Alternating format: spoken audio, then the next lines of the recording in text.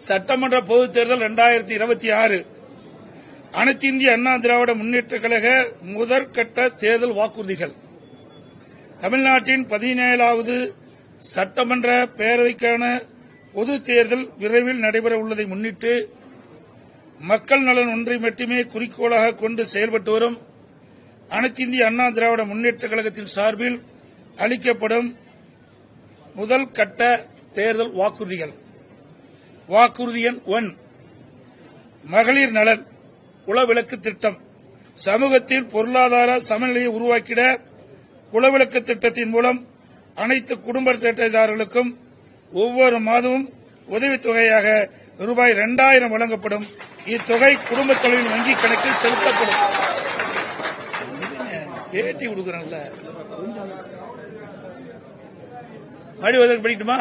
கொஞ்சம் கம்மன் இருங்க தம்பி, தயவு செய்து அப்புறம் எல்லாத்தையும் வெளியே போக சொல்லிடுவோம். அப்புறம் இது பேட்டி கொடுக்கறேன்ல, பேசி முடிக்க. வாக்குறுதி எண் 1, மகளிர் நலன் குலவிளக்கு திட்டம். சமூகத்தில் பொருளாதார சமநிலையை உருவாக்கிட குலவிளக்கு திட்டத்தின் மூலம் அனைத்து குடும்ப அட்டைதாரர்களுக்கும் ஒவ்வொரு மாதமும் உதவித்தொகையாக ரூபாய் 2000 வழங்கப்படும். இத்தொகை குடும்ப தலைவியின் வங்கிக் கணக்கில் செலுத்தப்படும். வாக்குறுதி எண் 2, ஆண்களுக்கும் மகளிருக்கும் கட்டணமில்லா பேருந்து பயண திட்டம். நகர பேருந்துகளில் பயணம் செய்யும் ஆண்களுக்கு கட்டணமில்லா பேருந்து பயண திட்டம் செயல்படுத்தப்படும். ஏற்கனவே நடைமுறையில் இருக்கும் நகர பேருந்துகளில் பயணம் செய்யும் மகளிருக்கான கட்டணமில்லா பேருந்து பயண திட்டம் தொடர்ந்து செயல்படுத்தப்படும். அறிவிப்பெண் 3, அனைவருக்கும் வீடு அம்மா இல்லம் திட்டம். அம்மா இல்லம் திட்டம் மூலம் கிராமப்புறங்களில் குடியிருப்பதற்கு சொந்த வீடு இல்லாதவர்களுக்கு அரசே இடம் வாங்கி கான்கிரீட் வீடுகள் கட்டித்தரப்படும். அதேபோல நகர பகுதியில் சொந்த வீடு இல்லாதவர்களுக்கு அரசே இடம் வாங்கி அடுக்குமாடி வீடுகள் கட்டி அம்மா இல்லம் திட்டம் மூலம் விலையில்லாமல் வழங்கப்படும்.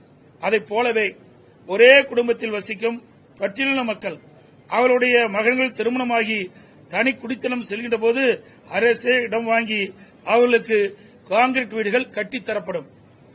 அறிவிப்பெண் 4, 100 நாட்கள் வேலை வாய்ப்பு திட்டம் 150 நாட்களாக உயர்த்தப்படும்.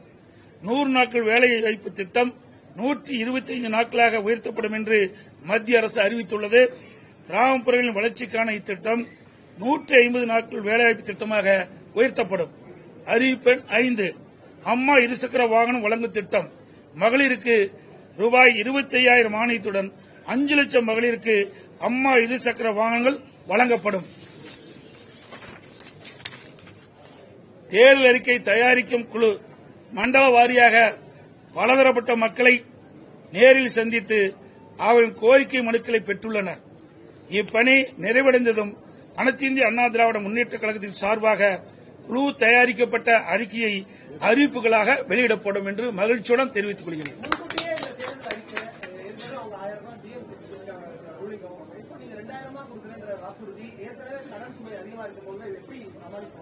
அவர்களுக்கு திறமை இல்ல, எங்களுக்கு திறமை இருந்தது.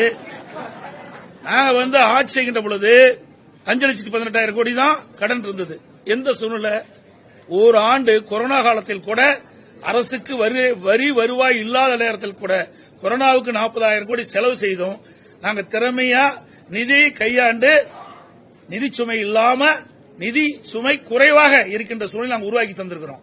ஆனா திராவிட முன்னேற்ற கழக அரசு பொறுப்பேற்ற பிறகு இந்த நிதி மேலாண்மை அமைப்பை ஏற்படுத்தி நிபுணர் குழு அமைக்கப்பட்டு அந்த நிபுணர் குழு மூலமாக கடன் குறைக்கப்படும், வருவாய் உயர்த்தப்படும் சொன்னாங்க. ஆனா அதுக்கு நேர்மாறாக நிபுணர் குழு அமைக்கப்பட்டபோது கடன் தான் அதிகரிச்சிருக்குது. சுமார் இந்த ஆட்சி முடிகின்ற தருவாயில் 5.5 லட்சம் கோடி கடன் இருக்கின்ற ஒரு சூழ்நிலை ஏற்பட்டுள்ளது.